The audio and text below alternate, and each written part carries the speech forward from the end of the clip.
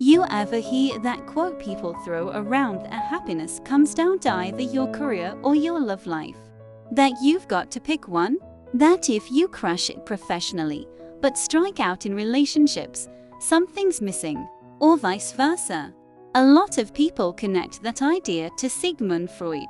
Freud famously said something along the lines of, "Love and work. That's all there is."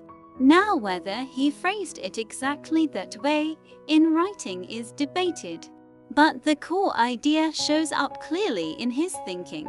A meaningful life stands on two pillars: the ability to love and the ability to work. Notice something important. He didn't say career instead of love. He didn't say love instead of career. He said both. And that's powerful, especially in a culture that constantly pushes extremes. Today, we're taught to grind. Hustle culture says your value equals productivity. Your identity equals income. If your career is on fire, you're winning. But then we see celebrities, CEOs, influencers at the top of their profession who privately admit they feel empty. Success didn't fix loneliness. On the flip side, some people believe that if they just find the right partner, everything else will fall into place.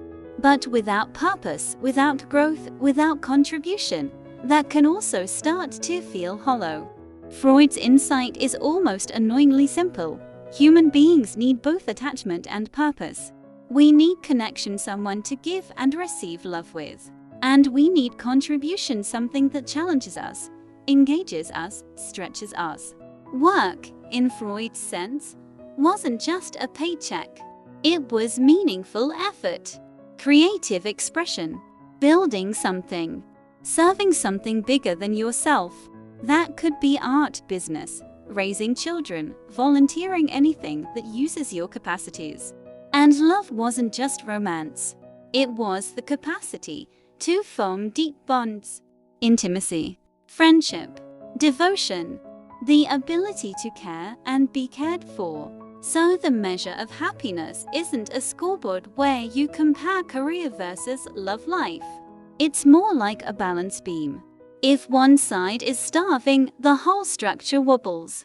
Here's the deeper question: if your career vanished tomorrow, would you still feel loved? If your relationship ended tomorrow, would you still feel purposeful? That's where the real work is. Because maybe happiness isn't about choosing one. Maybe it's about developing both capacities to love deeply and to work meaningfully. And if you can cultivate both, you're not choosing between career or love. You're building a life that can actually hold you up.